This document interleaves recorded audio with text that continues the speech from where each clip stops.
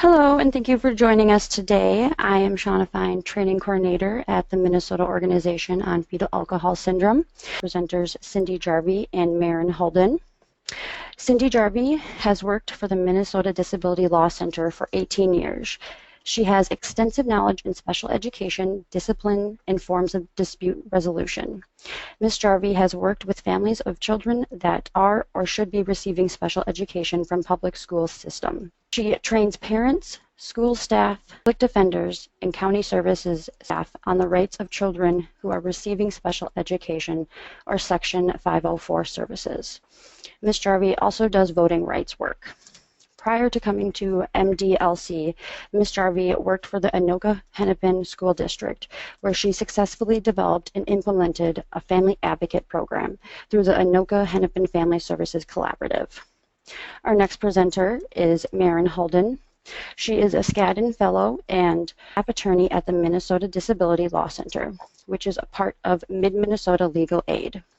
She represents children in special education who do not receive services they need or who are placed in inappropriate or restrictive school settings. Before joining the Disability Law Center, she clerked for John Tunheim in the U.S. District Court for the District of Minnesota and a judge of the U.S. Court of Appeals for the 7th Circuit. Before attending Columbia Law School, she taught 6th grade social studies in Rio Grande City, Texas. So please welcome our presenters, Cindy Jarvie and Maren Holden, for today's training titled Special Education Basics for Parents. Thank you so much, Shauna, for the introduction. We're very happy to be here today. So briefly, what we're going to cover today is a very brief introduction to what we do at the Minnesota Disability Law Center, a little bit about what fetal alcohol spectrum disorder and special education, and then we'll spend most of our time on the basics of the special education process. We want to give a very special thank you to MOFAS, the Minnesota Organization on Fetal Alcohol Syndrome, for making this webinar possible through a very generous grant. The Minnesota Disability Law Center is a nonprofit legal services organization here in Minnesota that's part of Mid-Minnesota Legal Aid. We're also part of the 50-state protection and advocacy system, which is a system of organizations in each state that are funded by grants from the federal government to protect and advocate for the rights of children and adults with disabilities across the country. That means that we receive federal funding to provide services on behalf of children and adults with disabilities.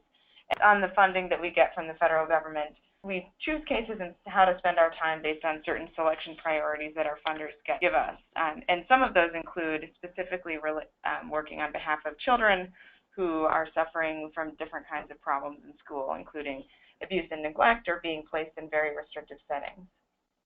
Some of the things that we do include monitoring facilities that serve children and adults with disabilities, advocating on behalf of individuals on a case-by-case basis, and advocating for policies that will help improve the lives of kids and adults with disabilities across the state. And importantly, all of our services on behalf of individuals with disabilities are free. And we don't have income restrictions like legal aids often do, and so children and adults with disabilities who need legal assistance can approach our office, and if we're able to serve them based on our priorities, we will be able to provide those services for free. Hello, we're going to look at some of the characteristics that we see children that are diagnosed with FASD and ways or possibly how they would have some problems within the setting. We're looking at kids from birth to 5 years. We often see delays in speech, gross motor delays, some extreme physical sensitivity. Sometimes there's erratic sleeping patterns and eating, anger, poor judgment, and failure to understand consequences. Once you move into the elementary age, again, we often see children who are blaming. They can be volatile and impulsive and kind of come out of the blue with that. They have incorrect reasoning. They oftentimes have academic failure, social problems. They're children that do a lot of risk-taking typically. Transitions are hard, and they don't seem to be able to get their thoughts or anything else kind of organized. When we look at teens, they seem to have poor social boundaries. They're naive and suggestible. They have multiple social problems. The poor judgment and memory isolation doesn't change their poor behavior, and they're lying, and they're somewhat inflexible. These types of characteristics can often be mistaken for other disabilities such as autism, ADHD, ADD, depression, trauma, and other mental health disorders. So there's a multitude of things we can look at and multitude of ways we can help children with these types of characteristics. And as you can imagine, kids with these kinds of characteristics may face a lot of challenges at school, which may make it difficult for them to benefit from the education that schools have to offer in those learning environments. And so what we're going to do now is think about what kinds of services and supports are available to these kids, who might be eligible for them, and how can parents and advocates try to get them.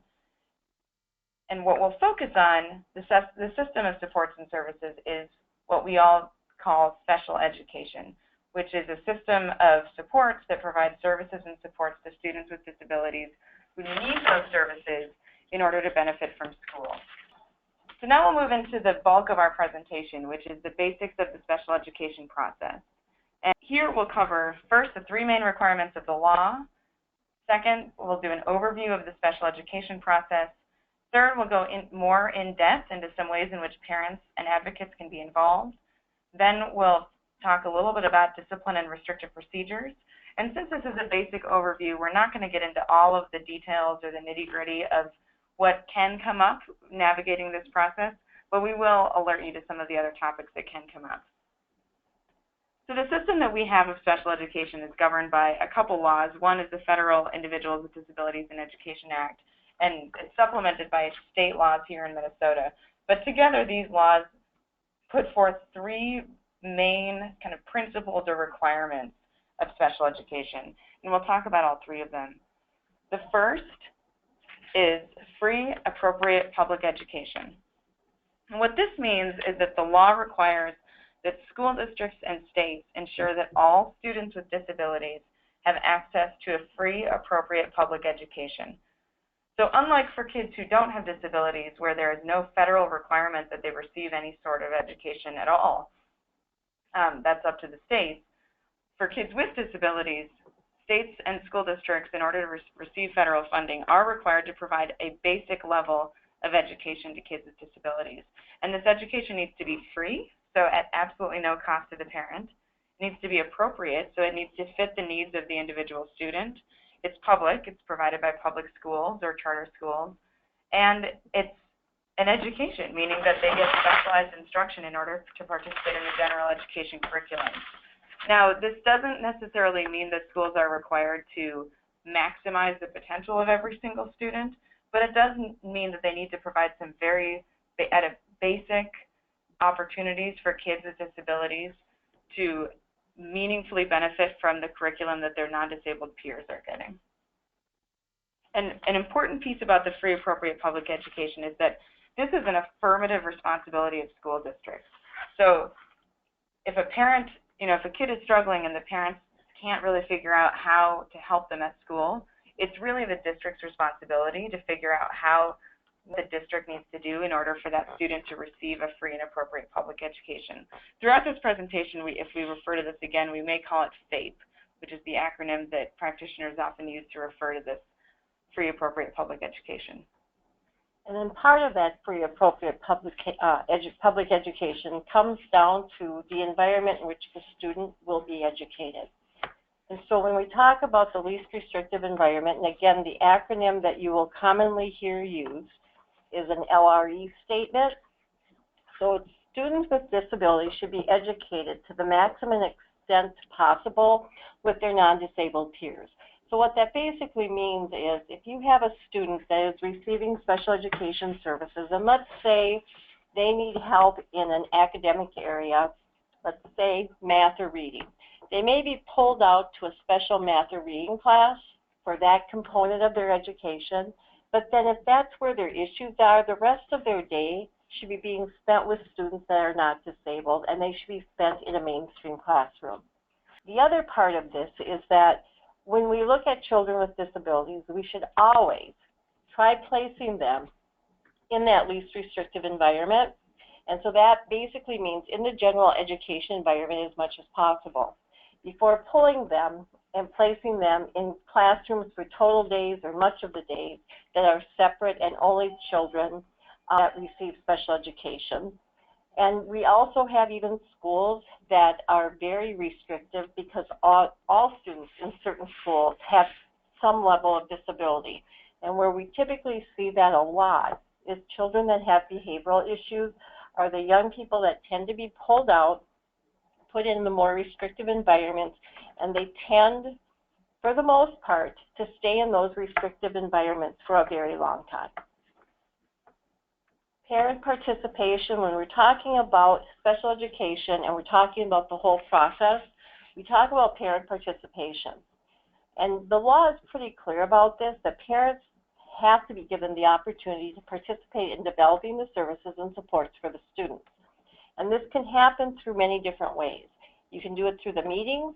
You must receive notices of anything that the school plans to do in regards to special education or any types of services or evaluation. You receive progress reports, and everything is, there's a required consent. And by that I mean parents have the right to accept or decline something that a school district gives to you.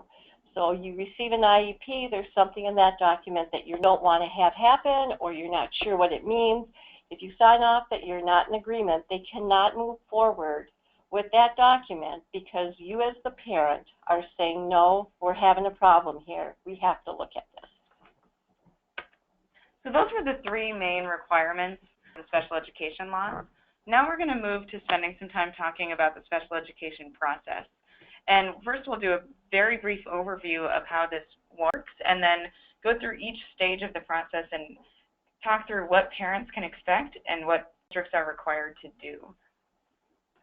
So this is a very simple diagram overviewing the special education process. And in the middle, you'll see a circle with 4 different stages that kind of form a cycle.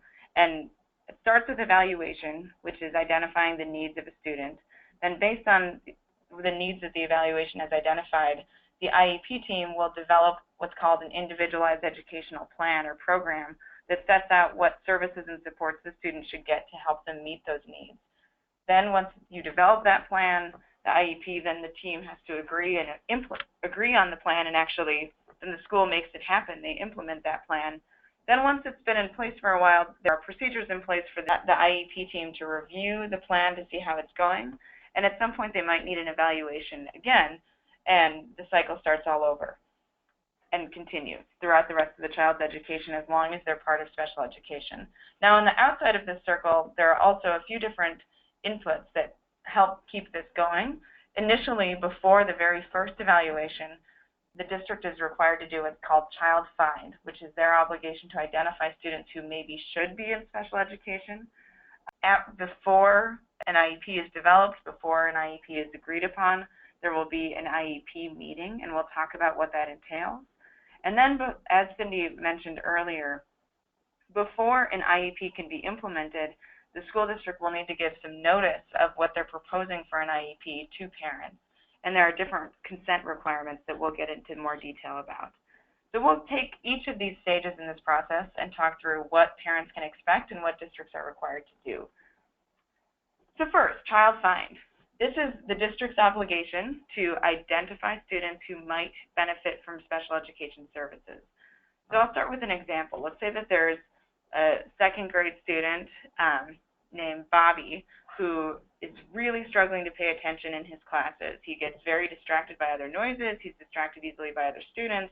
Sometimes his teacher finds him getting out of his desk without permission and running around the classroom or going to different parts of the classroom where he's not supposed to be.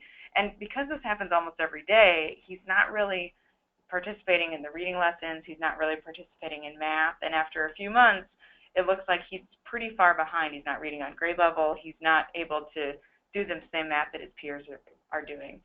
For a student like Bobby, the school district probably has an obligation to consider whether or not he might be eligible for special education, meaning it is something going on with Bobby that's keeping him from benefiting from the instruction in the classroom that they could help him with through special education supports and services. That is essentially what child find is, the district's obligation to identify on their own students that might benefit from special education services. No, and the parents can call them. Certainly parents, if Bobby's parents or guardians notice that Bobby is really struggling at school, they keep getting calls from the teacher, or he's really, he used to be able to read well at home and now he's not doing so well, parents can always request that their child be evaluated for special education services. And once they do that, they have the right to participate in any meetings about planning for any possible evaluations for services. But Child Find is really about the district's obligation here. And this means that even if parents don't specifically request this or bring up the possibility of special education for their child, districts have their own independent obligation to identify students that might potentially benefit from special education services. They're also required to have processes in place to help them find those potential students so that they're not just depending on individual teachers pointing out individual students. They need to have district-wide processes to help them identify students. And then they also have an obligation to, once they've identified a student, to evaluate students to see if they do, in fact, qualify for services. So that is Child Find. So if we're going to talk about the very first piece of this, and let me just go back and be very clear about this. When we're talking about special education services, we're always talking about the school districts and school. So when you look at that, a lot of people think that that means you can't encounter or you can't access some of this prior to your child goes to school, and that's absolutely not true. You can access services or access evaluation from birth to 21. And so if a child is born, and when a child is born, there is an obvious disability in play, the family at that point could contact the early childhood department within the school district in which they live and can ask for an evaluation. That evaluation would more than likely even happen in your home. So know that you don't have to wait until the child is actually going into school. This can be done at the moment a parent feels that there is some problem and that they want that looked at. So that's just something to keep in mind. So when we talk about initial evaluation, that's exactly what it sounds like. It's the first evaluation done. And the parent, if we talk about what the school district is going to do, if a parent, for example, is the one asking for the evaluation, I would tell you to be very clear about this and put it in writing. And it doesn't have to be long and drawn out. All you have to say is that you're requesting the school district to do an evaluation to determine whether or not your child could possibly be a candidate for special education services. I would tell you again, put that in writing, sign and date it, keep a copy for yourself. So when we're talking about initial evaluation, the process starts with either you as the parent initiating that or the school district coming to you and saying, as the parent, we believe that your child may have some special needs. We'd like to do an evaluation. At that point, the school district will send out consent. They might have a meeting to talk about the types of the format that they're going to use to evaluate. But at the bottom line, they are not going to be able to start any of those evaluation tests until you have signed off on that and said that you're in agreement with that. You are also able, during the meeting for an initial evaluation, to talk about what you want to see happen and what kind of testing you think might be helpful. You can also, if you have information from your primary doctor or a medical professional in regards to your child that you feel would be beneficial for the district to consider at the time of evaluation, that would be the time that as a parent, if you're feeling that you'd like to share that, you would definitely be able to share that with the school district. And that will all come together then, and it takes roughly 30 school days for an evaluation, at which point, when that evaluation is complete, they'll call you back, they'll ask you to come in for a meeting, and then you'll sit down and go through the evaluation and see what they have found out about your child. So the evaluation is a really important part of the process because it provides two essential things for an IEP team. And quick aside, we've talked a little bit about an IEP team, and we'll get into this more a little bit later, but the law requires that for every child, as they're developing the sets of programming and services that that child needs, that the group of people that makes those decisions be a team of people that includes parents, teachers, and others. And this is the central decision-making team that we'll be referring to throughout the presentation and that is used throughout the process. So the evaluation, like I said, provides two important pieces of information for an IEP team. The first one is whether or not the child is actually eligible for services. And the evaluation, through the different kinds of assessments that they've used, as Cindy discussed, will lead them to come up with information about the child that then they can determine under state and federal guidelines whether or not that child is eligible for services. That's the first. If the answer is yes, then the evaluation also provides a really essential second piece of information, which is what the child's needs are. So does the child need, is it like our example of Bobby, are there attention issues? Does he have some sensory needs or motor challenges that make him move in different ways? What are the things that are going on with that particular child that translate into specific needs in the classroom? And once the evaluation provides the team with this list of needs or the sense of what the needs are, that's when the IEP team can move on to this next step, which is developing a new IEP. So this will happen through an IEP meeting, which parents certainly have a right to participate in IEP meetings, both to review the evaluation results, as Cindy described, and then also to figure out and brainstorm with the school staff about what sort of planning does the student need, what services do they need, what supports do they need. When parents participate in these meetings, they have the right to bring advocates or other people to the IEP meeting. Sometimes that could include social workers or different outside providers that they're interested in providing a certain sort of perspective. And the district also will bring certain people to the meeting. They will, and it's their responsibility to bring certain people to the meeting. Each child will have a case manager. They will need to have a school psychologist who is probably the person who conducted a lot of the evaluation. There will need to be an administrator who can make decisions on behalf of the school district. Sometimes services that a child needs might require some money, and the administrator needs to be able to commit to the district to providing that. And then there should also be a general education teacher because, remember, as Cindy described the least restrictive environment requirement, it's important for children with disabilities to stay as connected as possible to the mainstream setting. In the IEP meeting, the district also, with all of those professionals, should then be able to offer services for the students that meet those needs that are identified in the evaluation. So let's say the team gets together, comes up with a plan for services. Then what the district will do is put forth a written proposed plan for an IEP for that student.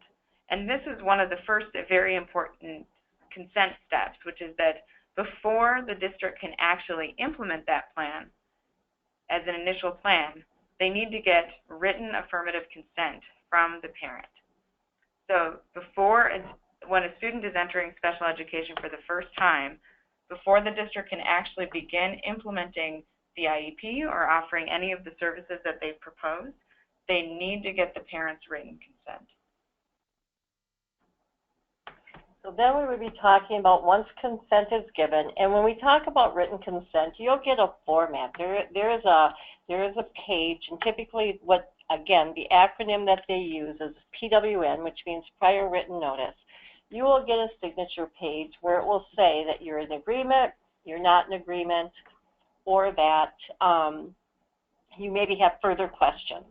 So once you've gone off on that, and once you've said you're in agreement, and we're going to talk about that actual plan. The plan itself should go in a certain order, and unfortunately, in the recent past, we've changed the IEP document itself. Used to follow along the lines of how you get to the end result. It doesn't do that so much anymore. So when we're looking at the plan itself, that's going to set out the services and the supports. So to start with, we've identified that the child qualifies. At that point, we talk about needs. What are their needs? Where are they presently at? And when we say that, it's either academically or behaviorally. So we look at a present level, and from the present level and the needs, we start looking at how do we develop ideas about what we're going to do for the student. And those ideas end up turning into goals. And goals talk about what the issue is and where the student presently is at and where we want the student in a year, typically. And underneath goals, you're going to see something that they'll either call benchmarks or objectives. And again, they're similar to the goal, but these are meant to be shorter periods of time. So the goal is kind of looking at the 1 year, calendar year for the IEP. The benchmarks are like shorter time. So when you look at your benchmarks, the idea is that those should be reached and they connect to that goal. And at the end of the year, you should be close to having all of that reached. Okay. Then we talk about services. And services would consist, for example, of spending time with a special education teacher, which means that this is an individual that is specialized and licensed in special education. That could include something like a day teacher, a Phi Ed teacher that works with kids who have special needs and provides that kinds of services. It could be a physical therapist, an occupational therapist, speech and language. There's a multitude of services. And if the student, if this is decided, if there is a need that we determine is there, then we look at how to service that need. Accommodations or modifications are also part of an IEP. And what this basically means is we're going to look at ways to help the student become successful or be more successful to reaching their goals and the benchmarks, and to be able to actually participate in the general ed curriculum as much as possible. And really the last thing we should be looking at is placement, because we can't really talk about placement at the beginning because we have to look at needs, we have to look how we're going to address them, what services are needed, and what we're going to put in place to help accommodate them to be successful. And after all of that, we talk about placement. And that goes back to that acronym of LRE, or the least restrictive environment. We always want to start the student in the least restrictive environment possible. And there has to be a statement in the document, in the IEP as a document, that explains why we believe the student will be best, their challenges or needs are best met, where and why do we believe that. And like in my mind, we start in the least restrictive, and if the least restrictive doesn't work, then we start looking at becoming more restrictive. But the idea is we want to keep kids with same age peers and non-disabled peers as much as possible. Once the document is written, you will have that come home, and you will have the right then to either say that you're in agreement with it or you're not. And a school district must provide or propose an IEP to parents every year. And so if your child is identified as a student in need of special education services, let's say that they're identified in October. Unless something dramatically changes every October, you should be looking at a new IEP. So that's when we talk about a year, that's the year we're talking about. So once the IEP is developed, then as we've discussed, first the parents need to approve it, and then the school district can go ahead and implement it. And we've brought this up multiple times, this approval process, consent process, but that's because we think it's one of the most important rights that parents and guardians have in the special education process. So the law tries to have IEP development be a really collaborative process between parents and schools, which is what we think it is when it's at its best. But there is this backstop right for parents and guardians to say, you know what, I'm not satisfied with this IEP, or I think that there's not enough in here, or I don't think the placement is appropriate, or I think that there are too many services pulling the child out of the regular mainstream classes that I don't want. So and the parents often know their children really well, and so that's why the law sets out to give parents the opportunity to either accept or reject or accept part of the IEP. So how that process works for consent is that once the district has written a proposed IEP with all of those elements that Cindy just described, they will send that proposed IEP and a document called a prior written notice to the parents. The prior written notice will answer 5 questions explaining why they're proposing what they're proposing, what other things they considered, and what things they maybe decided not to do.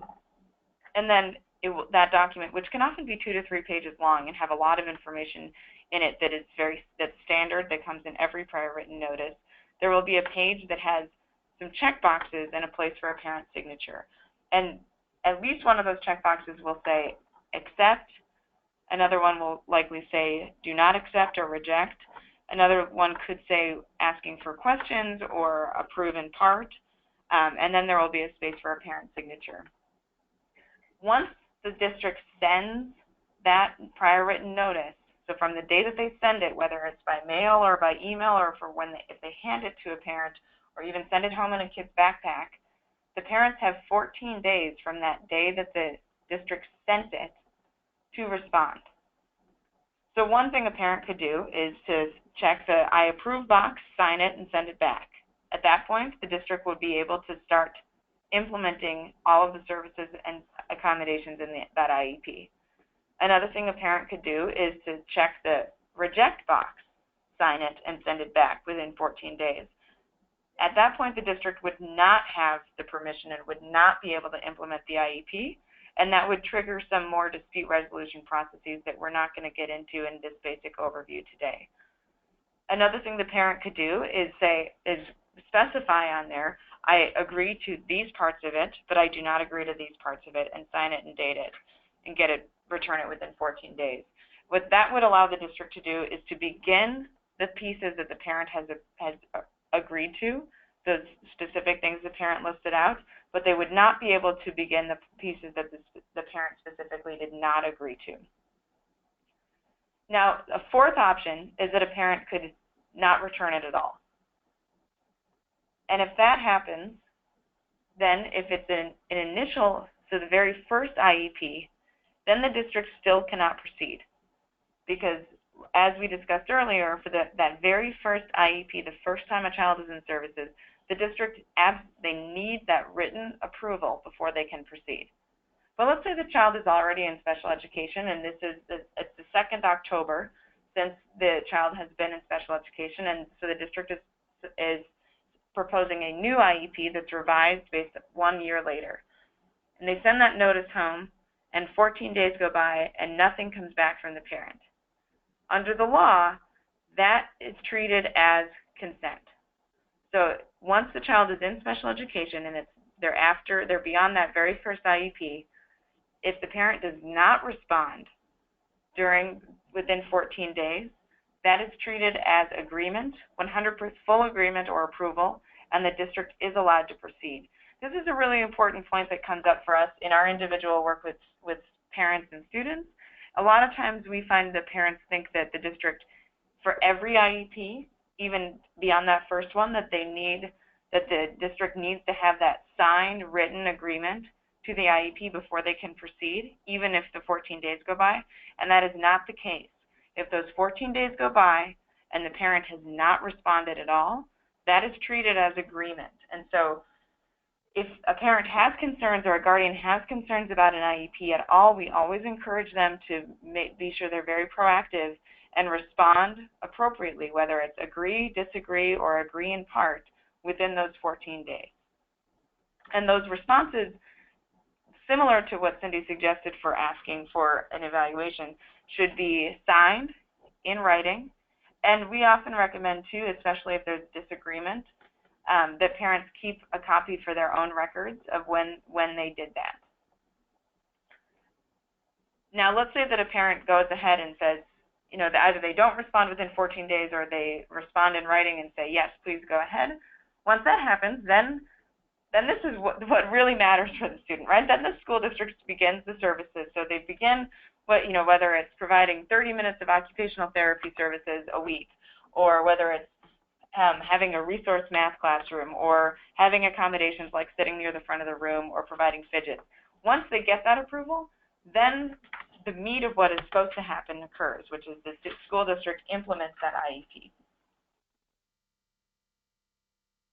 Then we will talk about progress and how to review an IEP. And again, let's be a little bit clear on when we talk about the timelines. Unfortunately, like with many things, there's always exceptions and differences when we come to schools and special education. So no, there are very few timelines that are exactly the same for everything. And so what you're going to often hear are things like 14 calendar days or school days. So for example, when we talk about signing off on a prior written notice, that's 14 calendar days. So if you were to end up getting an IEP notice of some type before the winter break, for example, the days your student wasn't in school would still be counted toward that ultimate 14. When we talk about, for example, doing evaluations, you're going to hear the school say, well, we have 30 school days to complete an evaluation. That means that you're counting only the days that a student would be in school. And again, this can get very confusing because not everything is just straightforward and we don't always have the same timelines with different things. So let's just want to clarify that. So we're talking about progress in IEP review.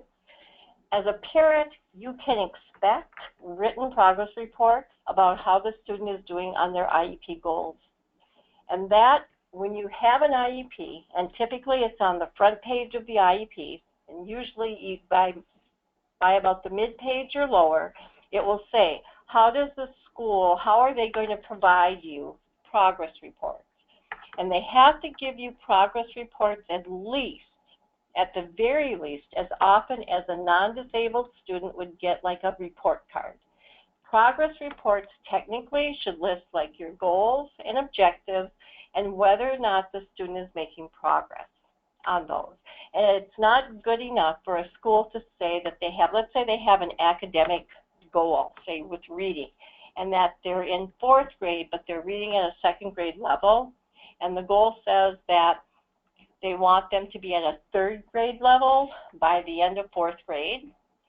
They can't just say making progress. They have to be able to show you how much progress they're making. And so typically there's either going to be percentages or something like that.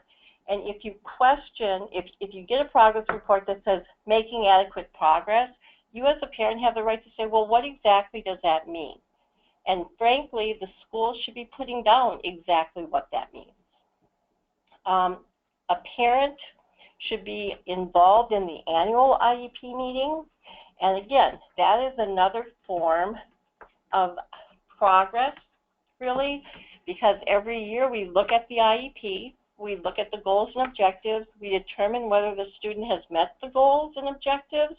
They may not have met all of them, so we look at that, we change them so that the IEP is reflective of where the student's at and what we're expecting from them for the next year. A parent can expect and ask for an IEP meeting at any time to review a student's progress. Or let's say, for example, that all of a sudden something changes and your student had been doing really well, and now all of a sudden you're seeing something happen, and now the progress that they were making has stopped, or the behaviors have gotten worse, and there's a reason that as a parent you have a concern. You have the right to ask for an IEP meeting, and frankly, the school should never deny that request. The school district is obligated to send written progress reports, and again, depending on the level of disability, you might get an actual report card, but along with that, you should also have a progress report specific to goals and objectives on the document. And the district has an obligation to hold an IEP meeting every year to develop a new IEP. And if for some reason, and the state looks at this and they're not too happy when a school district does not meet that obligation of getting the new document written within that year. So if you have an annual IEP that's in October, the school should be talking to you by the second or third week of school in September in order to get that document rewritten and get that out to you so that it goes into effect and there's no lapse.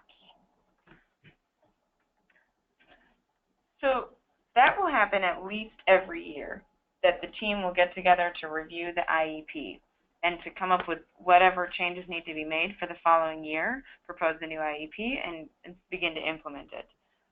But in addition to that annual IEP review, the law also requires that every 3 years, the school do a complete reevaluation of the student. So when the child was first determined eligible for special education services, that happened through an evaluation. And when we say evaluation, that could mean a lot of different things depending on the child and their unique needs, but a lot of times it includes some intellectual functioning testing, some academic achievement testing. Depending on what the child needs, it could include, speech and language assessments, sensory or motor assessments, occupational therapy types of assessments, physical education assessments, and oftentimes behavioral or adaptive functioning and adaptive skills assessments. And what will happen at 3 years is that the school will hold a meeting to develop a plan for what should be involved in that reevaluation. And they will propose that plan to the parent. So this will come again in the form of a prior written notice. As you'll discover, a prior written notice is the standard form of notice that districts use when they are required to give parents notice of certain things. So like the IEP approval form, the prior written notice for an evaluation plan will come with a list of the types of assessments the district is planning to do, who they're planning to have do them, and then a page for the parent to give the district permission to move forward with that plan. Now, remember, for the initial evaluation, the district could not proceed without parent consent. The same is true here, except that if they don't get a response from the parent and the district has made reasonable efforts to get that consent and there's still no response from the parent, then they can proceed with the reevaluation plan. And so this needs to happen every 3 years. And then once it happens, the cycle begins all over again. The team considers the needs that were identified in that reevaluation and comes up with a new IEP. Now let's say that a parent, like Cindy suggested, something changes with a child, or they notice that something's going wrong, or there are big changes in the child's demeanor or needs or that sort of thing. Parents can request that the school conduct a reevaluation sooner than every 3 years. And districts should do that upon parent request, but they're not required to do it more than once a year.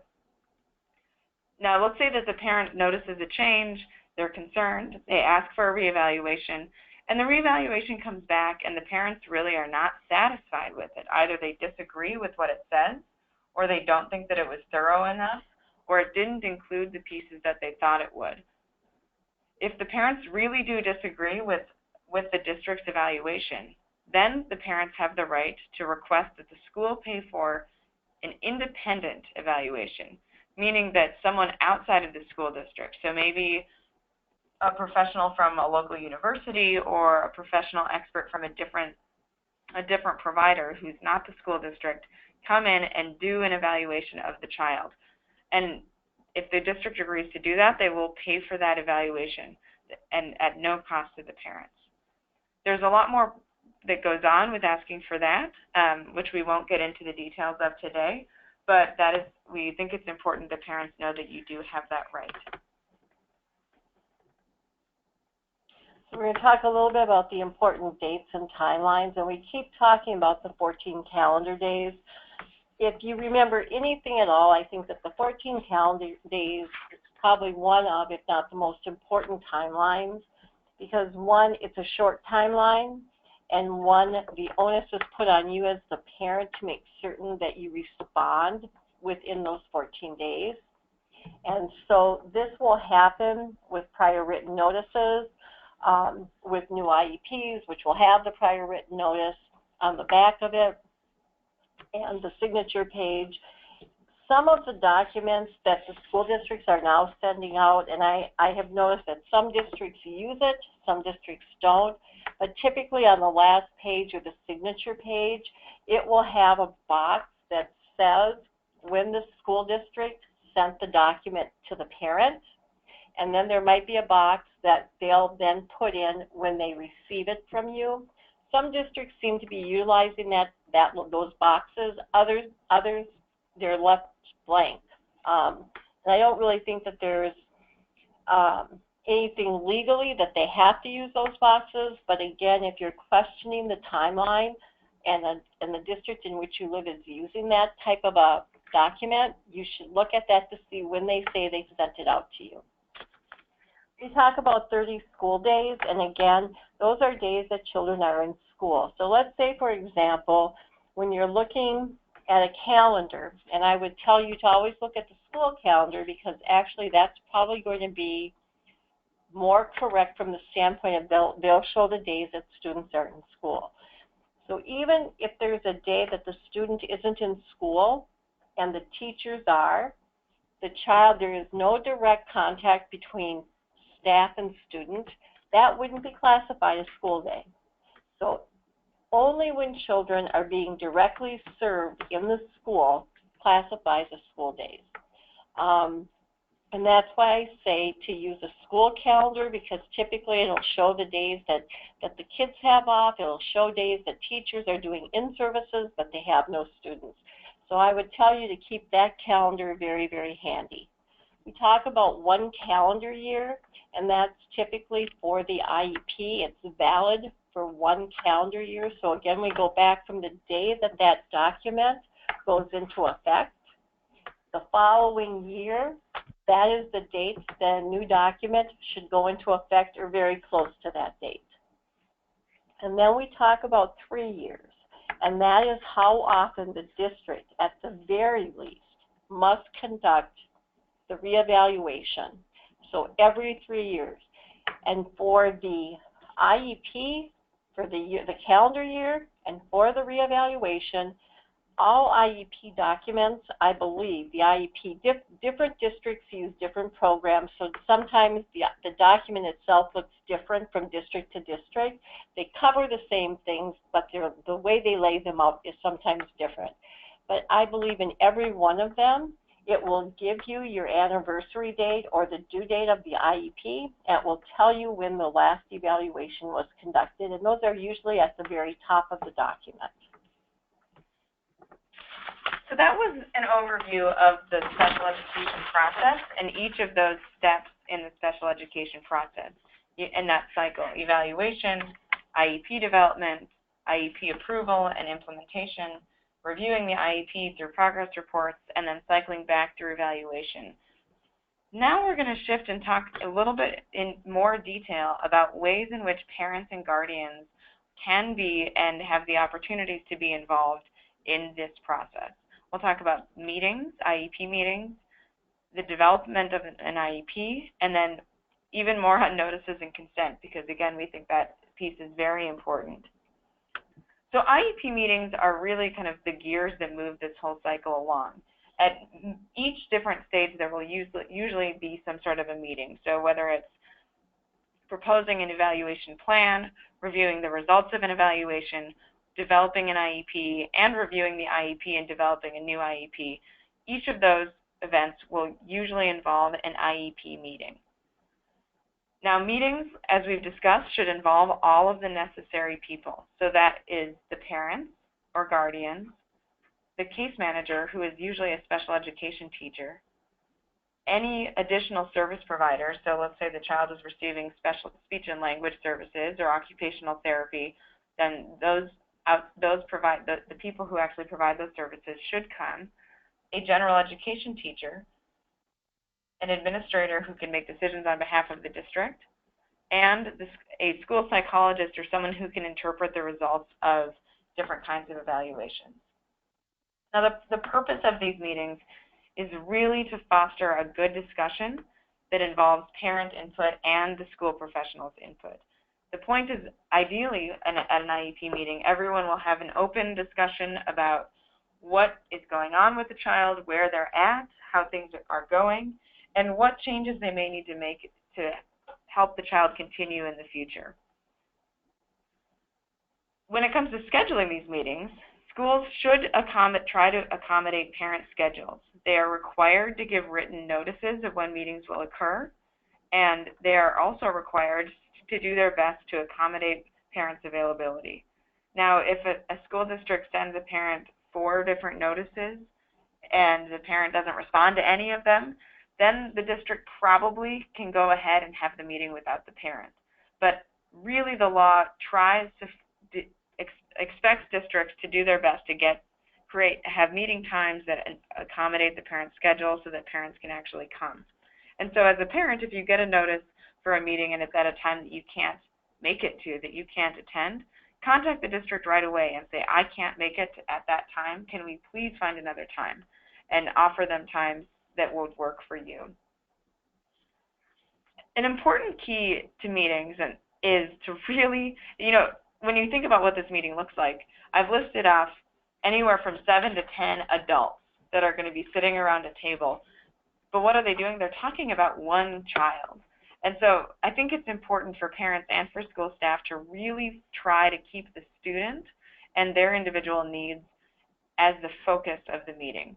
Sometimes it's easy to kind of get wrapped up in different things. So, whether or not it's the parents who are concerned about what a teacher is doing, or an administrator really has an opinion about how something is going, or whether or not a child needs a specific service.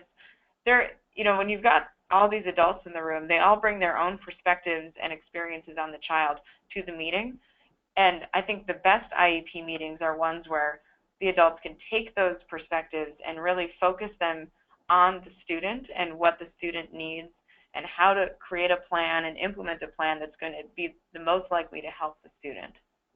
One thing that can help make the meeting go well is to be very direct about communication. And that's not necessarily aggressive or assertive, but to really just say what you mean. I mean, as a parent, if you feel you're concerned that your child isn't making enough progress in math and that you're concerned that it's maybe because they don't have a good relationship with the math teacher, it's okay to say that during the meeting. There are ways to say that are very respectful, and as long as it comes from your genuine concern for your child and you're keeping your child at the center, I think that it makes meetings generally go better if all of the adults really communicate directly with each other and use the meeting as an open forum to share what their thoughts are about the child's needs and what should be happening for the child.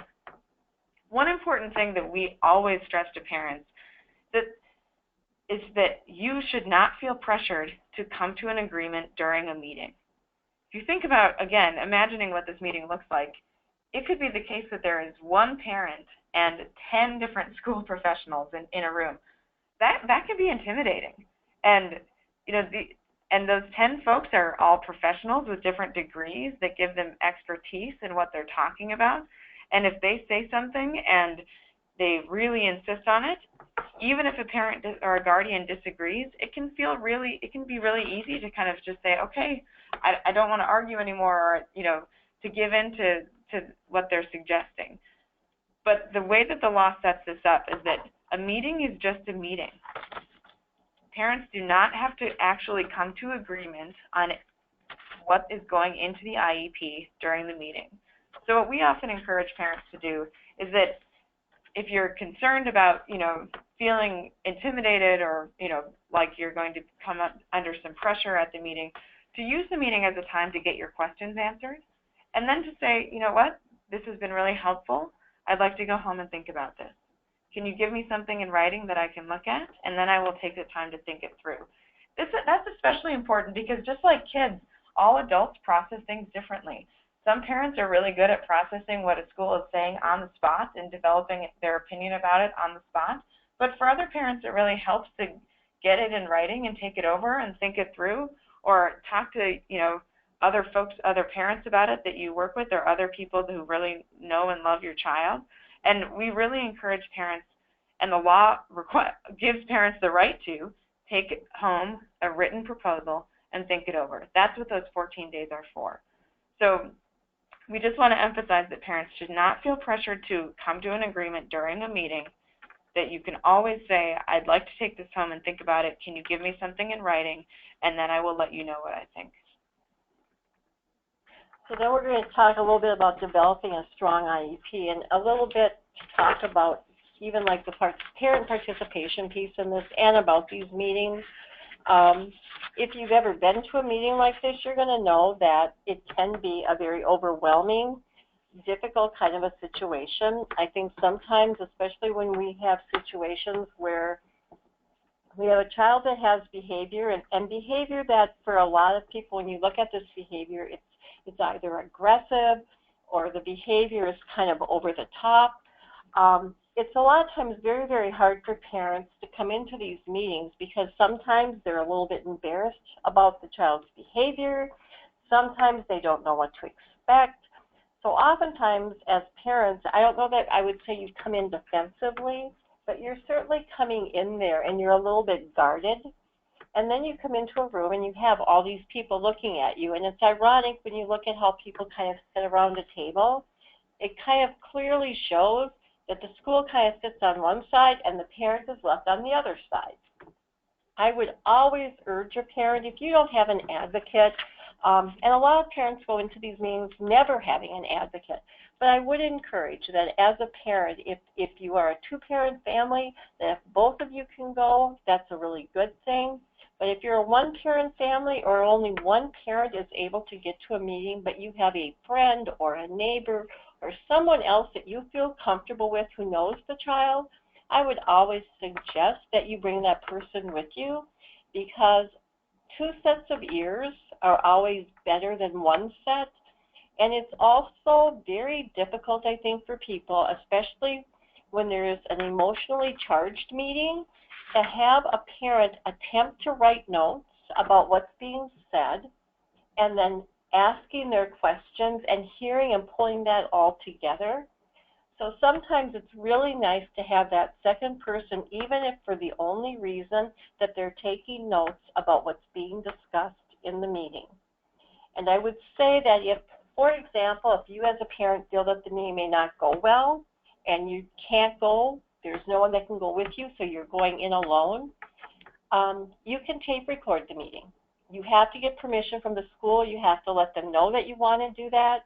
But I have had numerous parents over the years who feel that that is their best way to be able to go back and re-listen to a tape to hear what the school folks have said so that they've got it.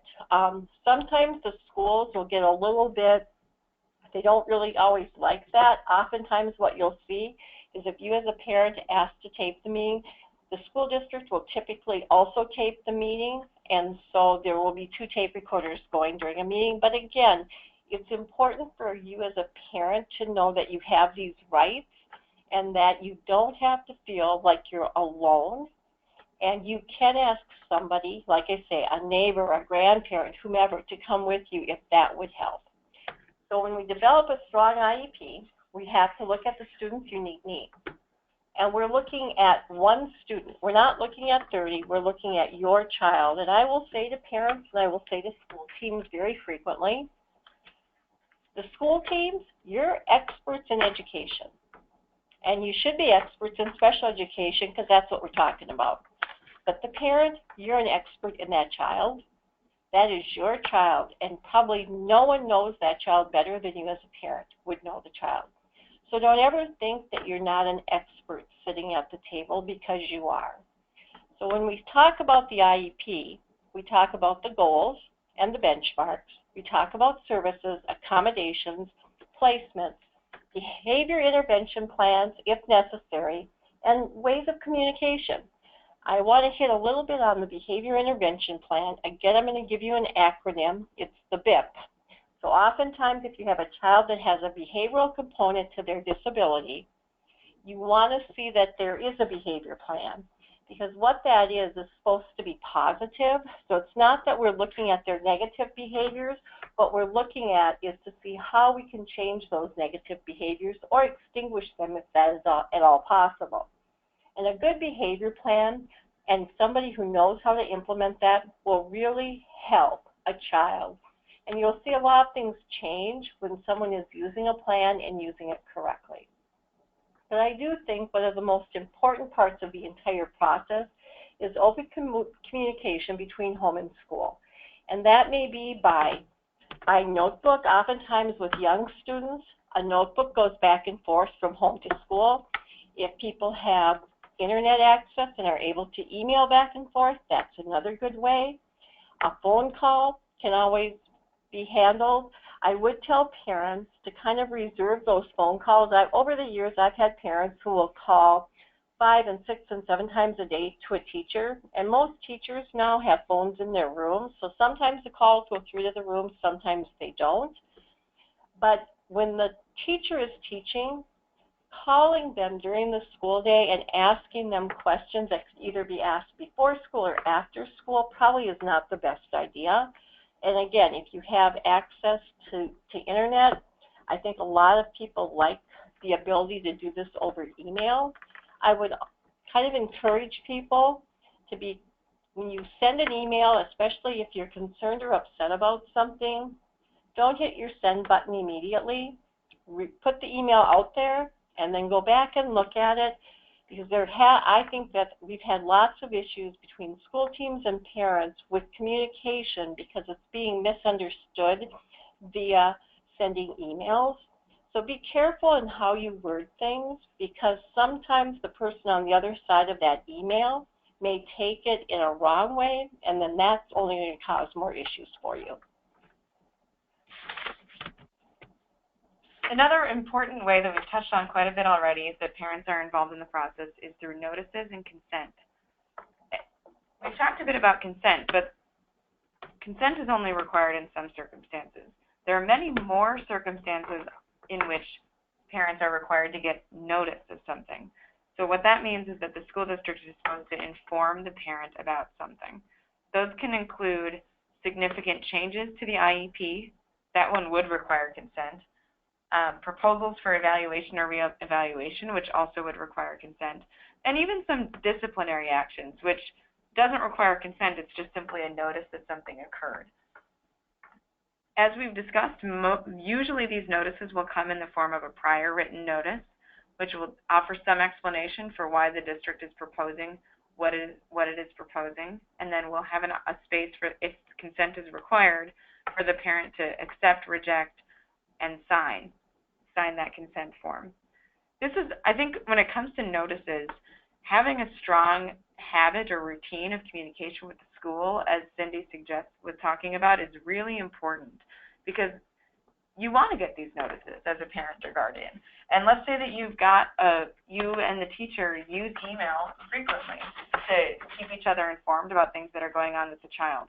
You can ask that any notice that you get be sent to you in email, so that if that's an easier way for you to make sure that you receive something, that you get it right away, you have a record of when you got it, and you can always, if you're the type of person that loses pieces of paper, you can always go find that piece of paper in your email.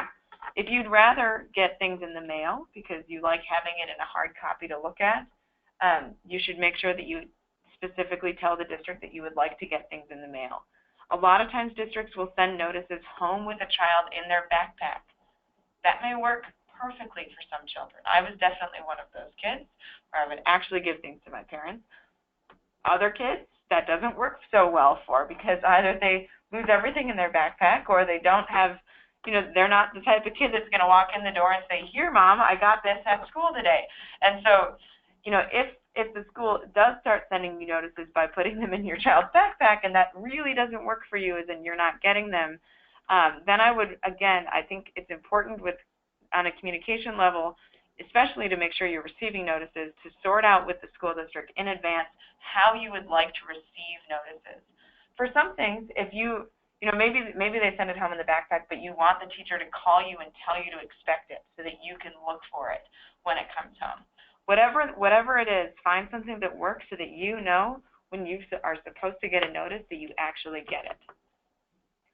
Now, specifically, consent, as we've discussed, there is a 14 calendar day consent period for initial IEPs and changes to the IEP, And for everything except an initial IEP, so every IEP after that very first one, even if you don't respond after 14 days, that counts as consent. We can't say that enough.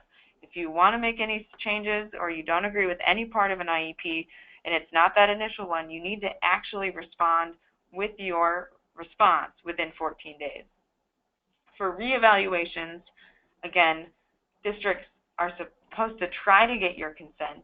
If you say no, then they certainly can't proceed. But if you don't respond at all, then the district can proceed if they have made reasonable efforts to get your consent.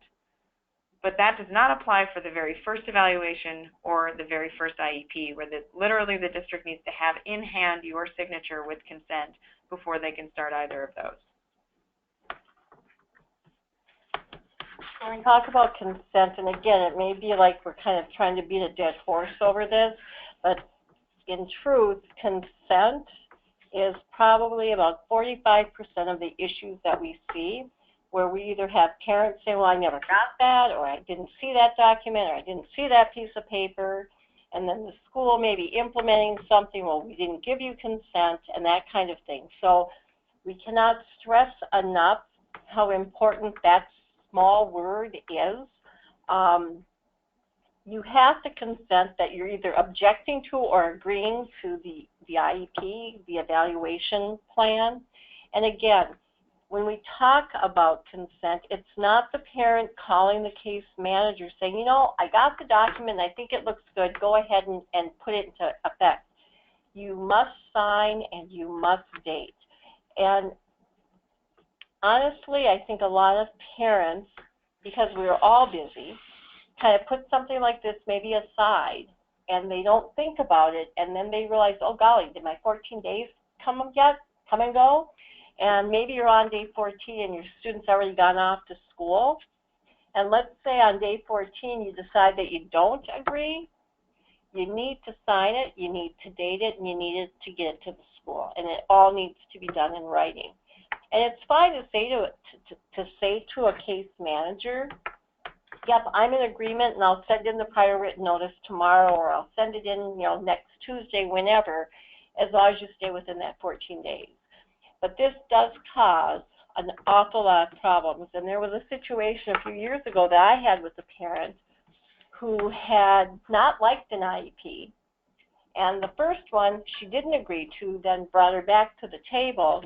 And there must have been 3, 4, maybe even 5 IEPs that were written after that initial one that she said she didn't agree to, and that we had proof that she signed off that she didn't agree.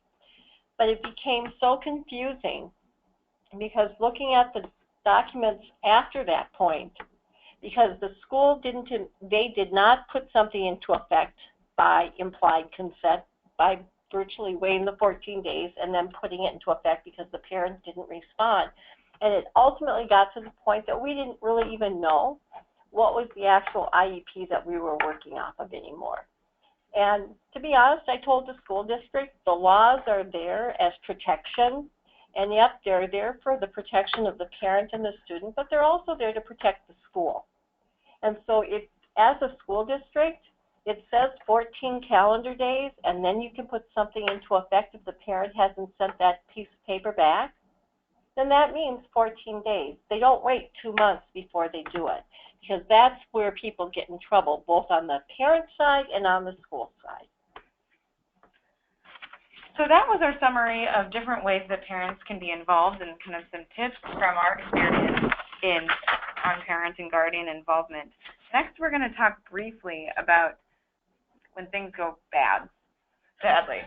And that's when schools use discipline or even restrictive procedures. So first we'll talk about discipline, and then we'll talk about restrictive procedures, and we'll explain what those are. When it comes to discipline, there are rules that schools must abide by for all students, but there are additional specific rules that apply for students with disabilities who have IEPs.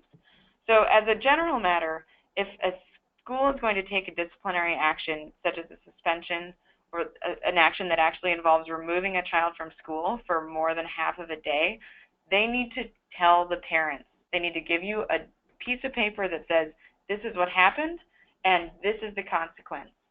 with some explanation of what occurred.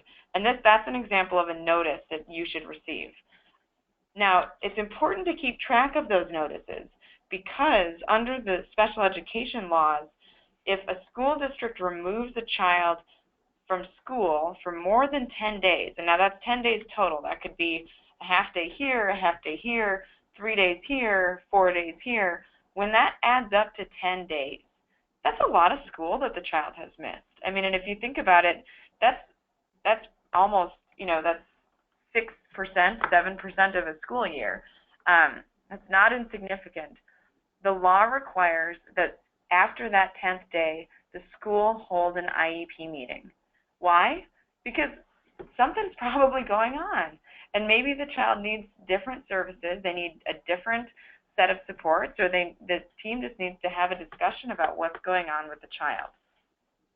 In addition to having that discussion about what's going on with the child, the school needs to decide, the team needs to make a decision. This is an important legal term, but it's one that happens in practice called a manifestation determination. That's a huge phrase.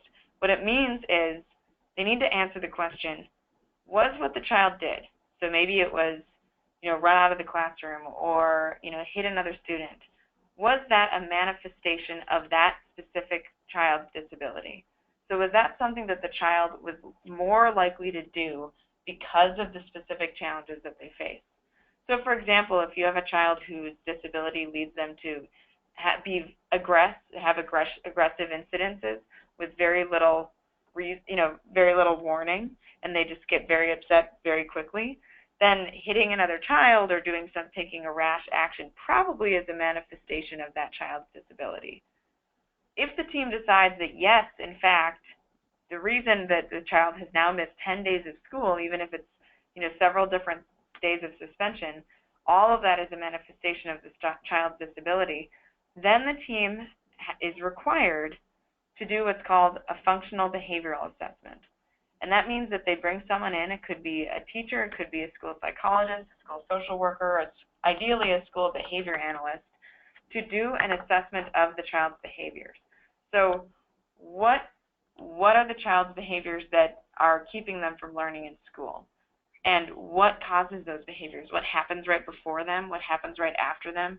What makes the child more likely to have a behavior that is a negative behavior? Are there certain ways of talking to a child or certain environments that can help a child avoid having those behaviors? And once they do that assessment, then they can use that information to come up with a behavior intervention plan. So again, the important things to know about discipline are notices. You should be receiving notices.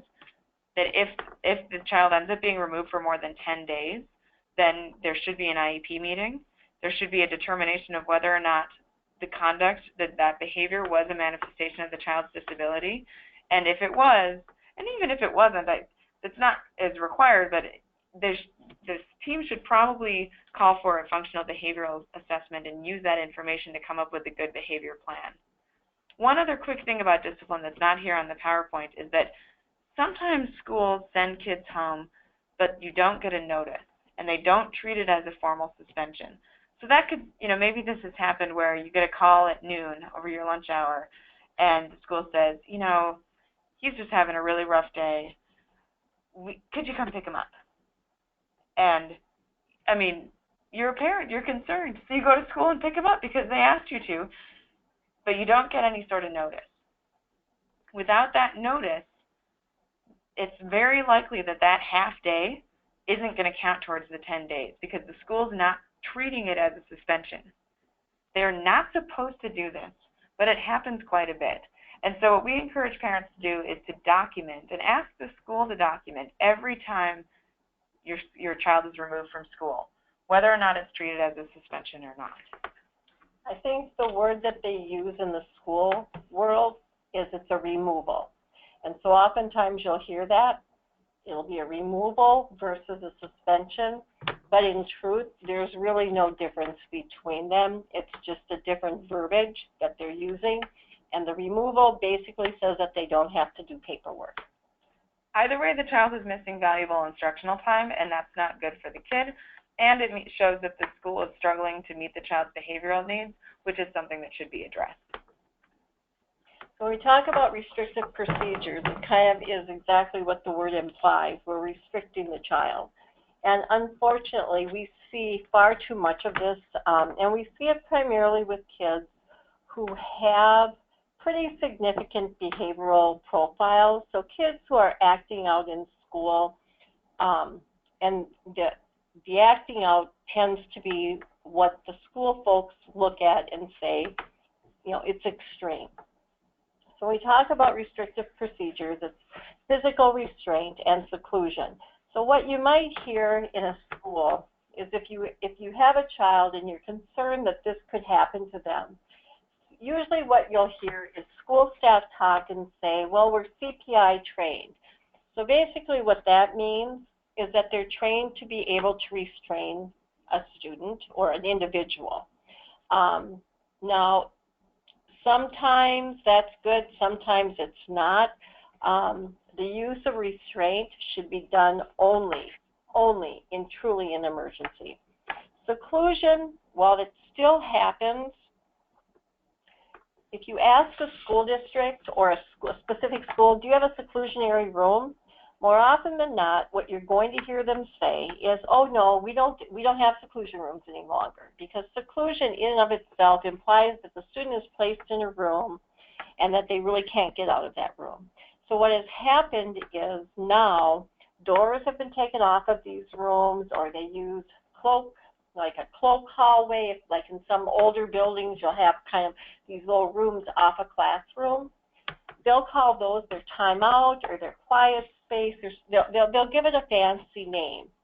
But in truth, if the child is removed from the rest of the students and placed in an environment by themselves, it's considered seclusion.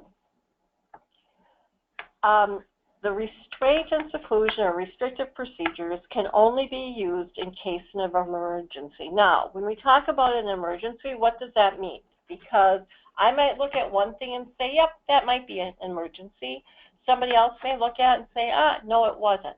So basically what we're talking about is if the student has placed himself in imminent danger or others in imminent danger. So for example, they're standing on a window ledge, pushing on a window or kicking on a window, and they're 2 stories up, someone would probably consider that an emergency situation.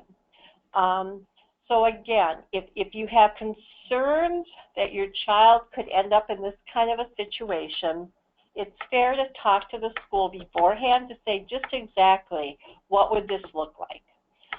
Sometimes they're going to be very specific with you, other times they might not be able to.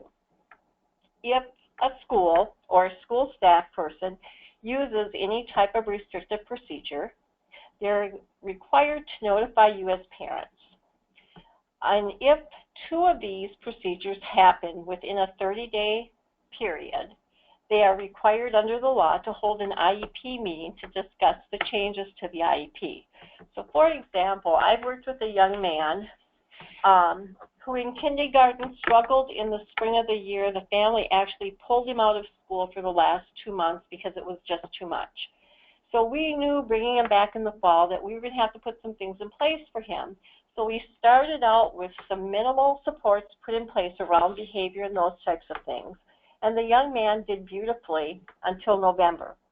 And then everything kind of just fell apart for him, and it continued to fall apart. So the minute we had the first issue that he had as a first grader that was considered a major incident, we came back to the table, we looked at this, we made changes to his IEP, we did develop a behavior plan, we had people do some observation around the behaviors. The behaviors themselves weren't different from the year before, but they seem to be becoming more intense.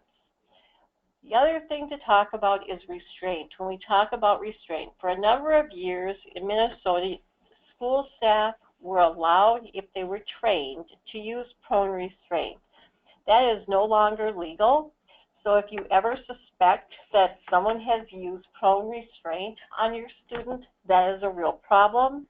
What I have seen this last year, since they took prone restraint out of their, the state removed it and said it couldn't be used any longer, especially in not so much in elementary buildings, but in the middle school and high schools, what I have seen, a number of districts have gone to private security companies, and so they hire private security to be within their buildings during the school day. I have had a couple different cases where students have been restrained. They have been restrained in a prone restraint. It is by the school security people. We can get into that a little bit, but in truth, if you're an employee of the school district, which private security people would be, they can't use prone restraint, but they seem to think sometimes that they can. Okay, so when we talk about special education, there's all kinds of components to this, and there's all kinds of things that we can talk about. But other topics that we can look at a later date would be the extended school year. Again, the acronym is ESY. People interchange this term with summer school. In truth, extended school year is not necessarily summer school. We talk about transition. In the state of Minnesota, at the age of 14, students in special education, we start to take a serious look at how we are going to transition them from being adolescents to young adults into the adult world.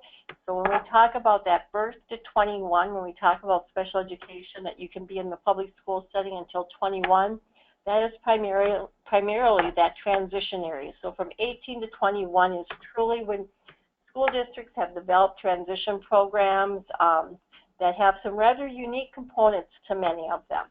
Progress reporting, we touched on that briefly, but again, how the student is making progress. And then 504 plans. And 504 comes out of the Americans with Disabilities Act. And if you want to say that 504 was at the first time where there was ever discussion about students or children with special needs. And so that's kind of the door opener for where special ed actually came out of. But 504 is federally based, as is special ed, but it's a little bit different. We could talk about it at another time. But any student on an IEP is also covered under 504 of the Americans with Disabilities Act. With the Rehabilitation Act, the main difference is that it's an anti-discrimination statute rather than one that prescribes an IEP. So that concludes the substantive portion of our presentation. There are ways to follow up with us if you have further questions. There's a link here to fact sheets from the Disability Law Center. Our website address is here, and also our client intake line. And so if you or anyone you know would like to see if you can benefit from our individual representation services, what you should do is call our intake line.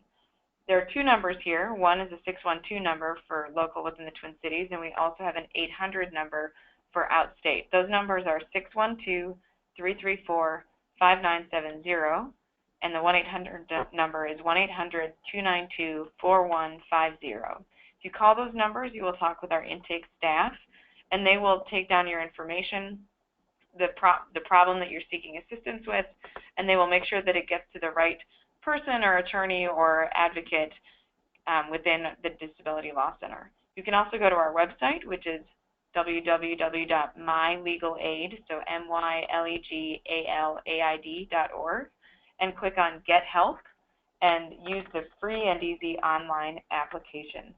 So if you want further specific assistance with an individual case, that's the best. Either the phone or the internet is the best way to contact us.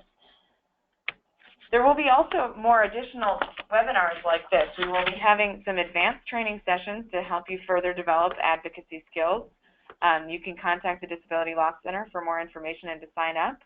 And then, if you have a very specifically like a legal problem that you want help with, we can provide some free legal analysis and representation. Again, if you're interested in that, please contact the Disability Law Center through our intake line.